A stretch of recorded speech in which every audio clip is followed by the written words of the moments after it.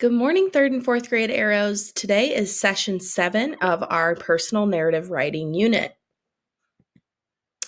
Just wanted to give you a little refresher about how last Friday you chose a seed idea, which is a story that you think has the potential to grow into a great personal narrative. So, in other words, you picked a personal narrative story idea, and this idea will eventually turn into a published story. I would love for you to take just a few seconds to remind yourself what your personal narrative story idea is. So go ahead and pause the video and just remind yourself of what your personal narrative is. Okay, thank you for taking the time to remind yourself of what your personal narrative will be about. Now, I want you to do a quick strategy with me that we've talked a lot about, which is picturing the story like a movie in our minds so that we can really write like a storyteller and not a news reporter. So again, the purpose of doing this is so that we have a picture in our mind and that we try and write so that we're copying that picture from our mind on paper, which can be challenging to do, but it is such an important skill to develop because it makes your story interesting. It sucks you into the story. Like any good book that you love, that's what the writer does. So we're trying to be like those professional writers, and we're going to use their strategies to do that. So I want you to go ahead and close your eyes. Okay? Okay. Now think about the memory. What happened first? Who was there? Where were you? When was the story taking place? Was it yesterday? Last week? Years ago? What did it feel, smell, or sound like? What were you seeing? Picture those bit by bit details, playing the memory like a slow movie in your mind. Okay, you can open your eyes. You have just done something amazing. And now you need to do the next step, which is to write, and to write feverishly and furiously. You're just going to write for 10 minutes. So your assignment is to begin writing your story. Write for those 10 minutes, the entire time. And remember, you are a storyteller. You are not a news reporter. So you need to tell that story like you pictured it in your mind. Don't forget to use your writing office folder. Write the date at the top of the page and title your story. So if I go to our Canvas assignment for today, underneath step 4, there's the document for my writing office. So that's where you'll click to open your writing office. Now, this is just the first part of this assignment. So I'm going to have you pause the video and write for those 10 minutes and then come back and finish the rest of the video. Okay? Okay, writers, so you should have written for 10 minutes.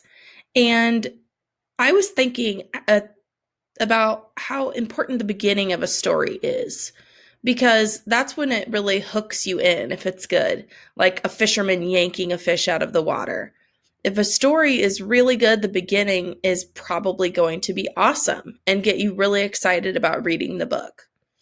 And authors try many different ways to start out their stories. If you think back to the story called Come On Rain that we just listened to like 30 seconds of it last week.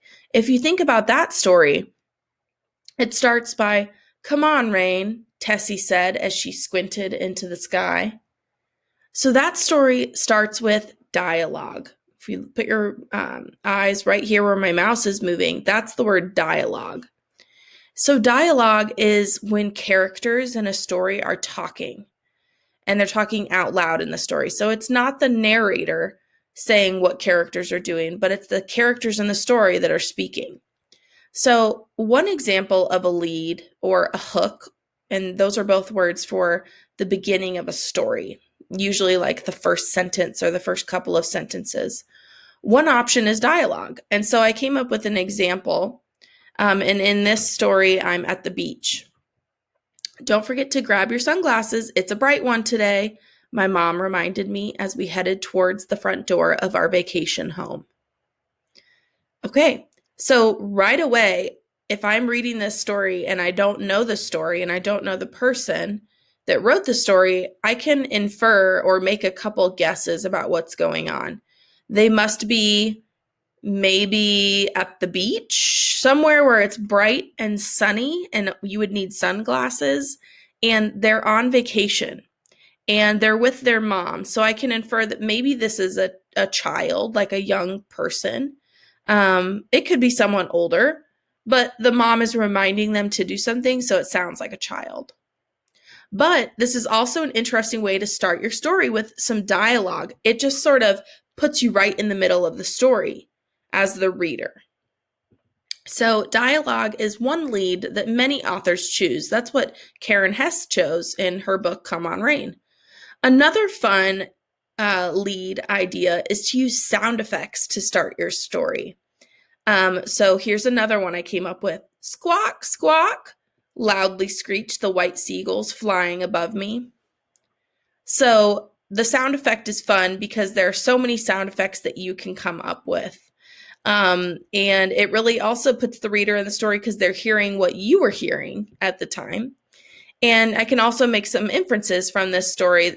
They're somewhere where seagulls are.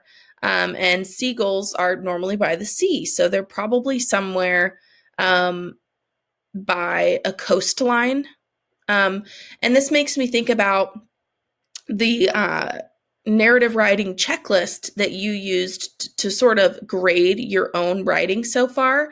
And the very first thing that we looked at on that checklist was, were we introduced to the setting and the characters in the beginning of the story? And both of these, the dialogue and the sound effect, are helping set up that setting, which is where the story took place. Okay, another example of a lead that you could do is a lead where you really describe your senses. So remember, you have 5 senses: taste, touch, smell, sound, and feeling. Or wait, taste, touch, smell, sound, and sight. I was getting touch and feeling confused. So you could describe any of those 5 senses, or even do more than one description of those senses in your lead or hook. So the example I came up with was, the warm, moist sand squished between my toes as I watched my sister swim in the ocean. So in that description, I'm including what I was feeling with the sand in my toes, but I also described what I was seeing, which was my sister swimming in the ocean. And that's just another way to start a story. And I really like that one because I feel like it makes the reader feel like they're in the story the most. Okay, so these are just 3 types of leads. There are so many out there. There are so many different types of leads, but these are just 3 examples, and I didn't want to overwhelm you with too many examples of leads, because the next part of your assignment is to choose a lead, and I actually want you to write 3 of them, 3 possible leads for this personal narrative story. Now, you could do one of each. You could do a dialogue, a sound effect, and a description of senses lead. Or you could do 3 dialogue or 2 sound effect and 1 description. It doesn't matter what combination you use, but I do want you to come up with 3 different leads, 3 leads total. And then I want you to post a picture of your leads on Canvas. That's what I want to see a picture of. I don't need to see a picture of your writing that you did for 10 minutes, but I need to see a picture of 3 leads you have come up with to start your story. So if I flip to the Canvas assignment real quick, step 6 says write 3 different leads. You can write any kind of lead you want, but you must write 3 different ones. These are the ones we just looked at. Please take a picture of your notebook showing your leads and submit your picture to this assignment. So that is all that you need to turn in today, but you should have written for 10 minutes already. Okay, writers, I hope that you have a fun time choosing a lead. If you come up with more than 3, that's great, but you definitely need 3.